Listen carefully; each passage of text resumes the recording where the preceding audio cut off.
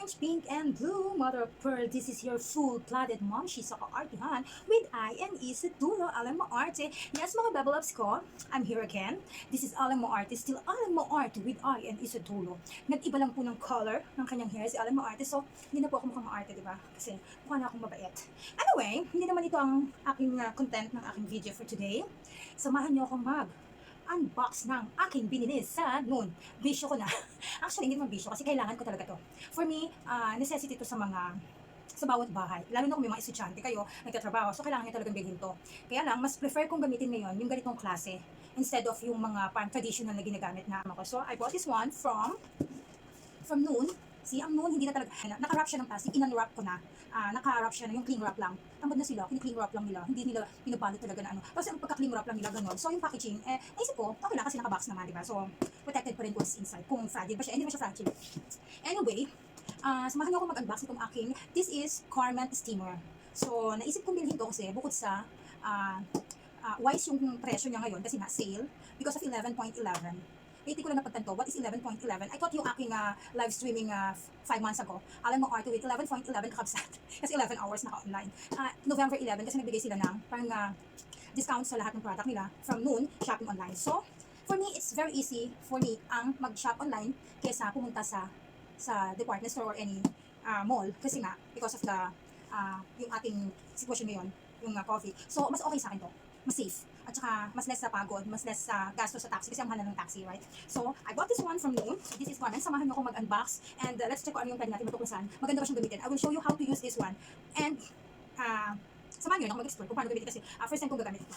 Instead of using the traditional iron, so I choose this one kasi minsan nahihirapan ako dun sa sinasaksakan sa nakalimutan ko. Tapos kung nakarinig ako ng wangwang sa labas, naisip ko, ay, baka nasusunog ang bahay na nakalimutan kong hugutin ang saksakan. So, eto, medyo malaki. Mas makikita ko kung nahugot ko siya or hindi. Yun ang isa sa mga idea ko kung siya din. Okay? So, I'm gonna lie down on this floor para at least mas okay yung pag-unbox ko. Samahan ako. So, as you can see my background, don't mind the background, okay? Kasi makalat po talaga. Ayan. Ay, nasira ko. Dapat hindi ko sinira, no? So, ayan. Meron siyang yung pinaka-horse niya. Ching, ching, ching, ching. Hindi po siya sa buhok, ha? Sa garments. Sa damit. So, this is the manual. The garment steamer. Siguro para pagka yung medyo yung texture ng damit mo, kailangan tanggalin ng brush. This one is good kasi tatanggalin niya yung mga excess, what do you call this? Yung mga sinulid-sinulid. This is the hanger. I think this one is the hanger. Okay. I'm gonna take this out. Oh my god. Let me do this. Alam mo, nagkaka-problema talaga ako pagka i-take out yung mga bagay-bagay. Kasi parang lakas naman ako, pero bakit wala akong lakas? Okay. So, I will try to use this one on my uniform, but I'm going to wear it. Okay. So, I think ito yung kanyang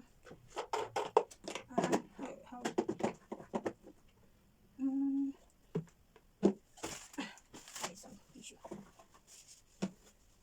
Okay. How is it? Okay. Sabi dito sa user manual is, let me check the English. It has an English language. Okay. Hold the lower part. So, okay. It has the tube. This one. I'm gonna put the tube. Like this. Ito na naman, I have difficulties in pasok. Ay, my gosh, nagulat ako. And, I have to connect this one. Okay, this is it. The hanger should be like this. Right. Yeah. Okay, so I got this. I need to, para saan to? Para hindi siya mag-move. Okay, I have to turn it like this, turn it tight. So, what is this? I think, kung gusto mo siguro mag-pantalon or something like that. So, ay, bakit hindi ako marunong? Ba't natanggal? Okay. Okay, I think this is the front. So, I have to. Okay.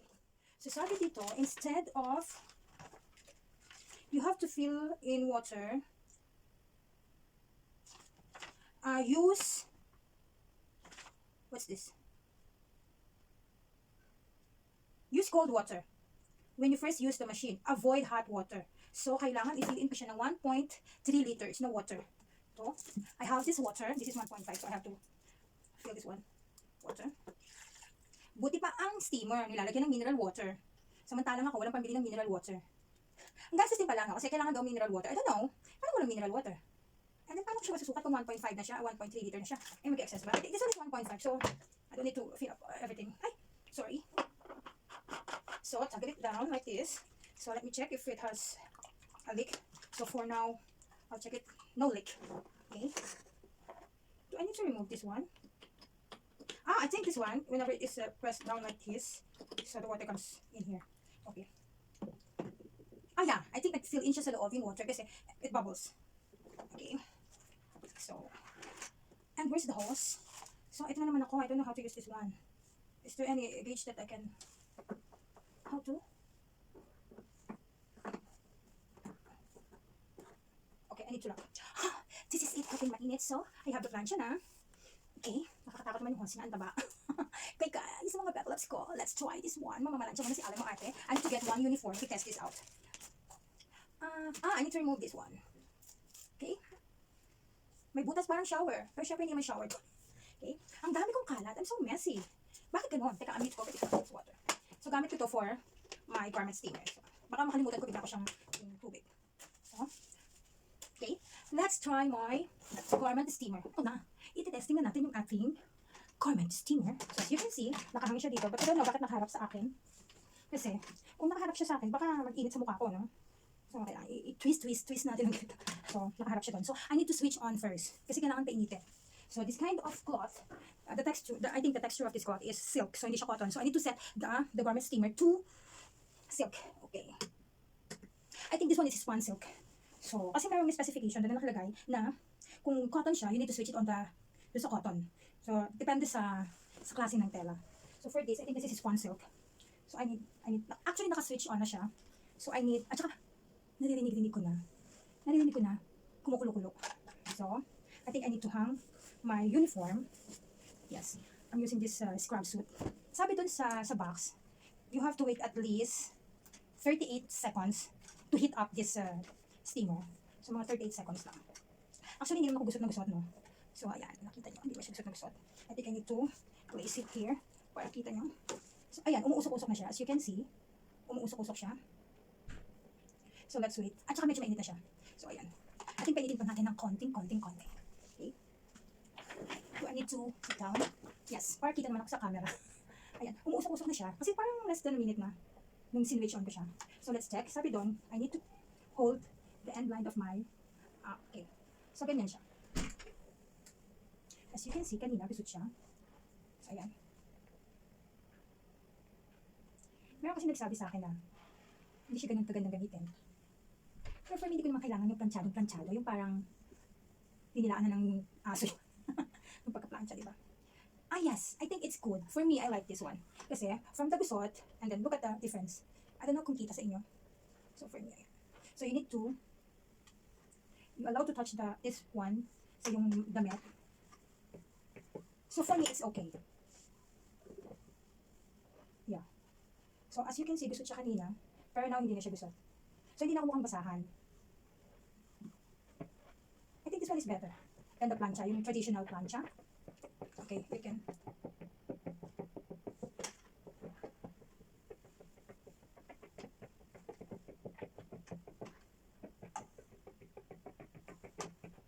For me, okay siya. Kaya nakakatakot may sounds kasi kumukulo-kulo. And it's really hot. Really, it's really hot. See, nakita nyo? Straight na siya. So for me, it's okay. And as you can see, meron siya naman siyang hindi na siya kanto mainit. Medyo mainit lang, so meron siyang gloves. Para ma-protection namin yung sarili mo whenever na sobrang init na yan, no? So for me, it's okay. So ayan, guys, na-plancha ko na, makaminis na. And what about this one? So I need to take this out. Okay. See? Planchada na siya. Diba? So ayan. So nakita niyo naman, diba, gusot-gusot siya? Tingnan natin pag pinalta siya. Wow! It looks good. For me, ha? It looks good.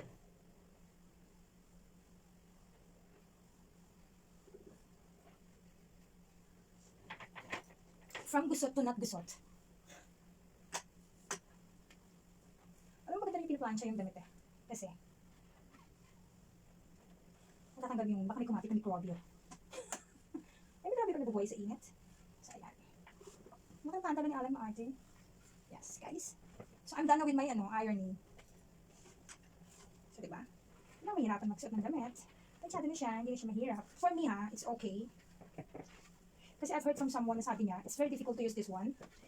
But I think for me, it's okay. Instead of buying the kabayo pala. Yung kabayo na palansyahan, yung flat ironing katawag doon. Ano ba tawag doon sa kabayo? Basta kabayo sa atin. Wala naman tayong ibang tawag doon, di ba? Board, ironing board. So I think this one is better. Ayan, kaya lang, baka magastos sa kuryente kasi I think parang 2,000 watts siya. Or, I don't know. I'm not particular with the watts. And what about this one? So ayan guys, I need to turn off na. I don't know what's the use of this.